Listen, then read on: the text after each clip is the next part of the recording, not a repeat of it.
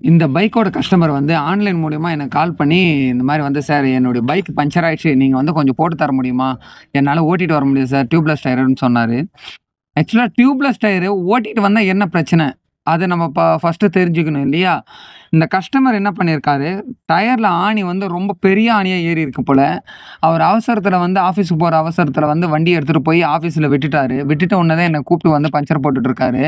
ஏன்னா டியூப்லெஸ்ஸா இருந்தாலும் ஓட்டிட்டு போகக்கூடாதுன்றது ப்ராப்ளம் என்னன்னாக்கா, இப்ப நான் ஆணி எடுக்கிறேன். அந்த டயர்ல எவ்வளோ பெரிய ஆணின்னு மட்டும் பாருங்க. இவ்வளோ பெரிய ஆணியெல்லாம் இருந்துச்சுன்னா, அந்த சைட்லயும் சேர்த்து தானே பஞ்சர் ஆயிருக்கு இப்போ.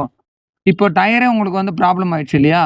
அதனால வந்து டியூப்லெஸ் டயரா இருந்தாலும் ஆள கூப்பிட்டு நீங்க பஞ்சர் போட்டுக்கலாம். அதுதான் வந்து மொபைல் சர்வீஸா வந்து மொபைல் பஞ்சர்ன்னு சொல்லுவாங்க.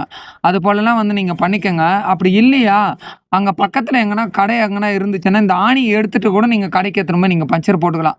நீங்க ஆணியோட வச்சு எடுத்துட்டு போறதுனால வர பிரச்சனை இது. ஏன்னா இது ரொம்ப வெயிட்டான வண்டின்றதுனால கிராஸா இருக்கிற ஒரே காரணத்துக்காக வந்து அந்த ஆணி வந்து உள் சைடுல வந்துருச்சு உங்களுக்கு.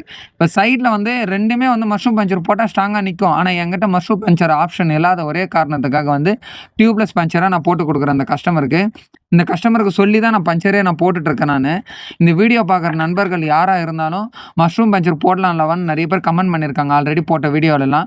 எனக்கு மஷ்ரூம் பஞ்சர் போடுறதுக்கு ஆப்ஷன் இல்லாத ஒரே காரணத்துக்காக தான் இந்த பஞ்சர் போடுறேன்.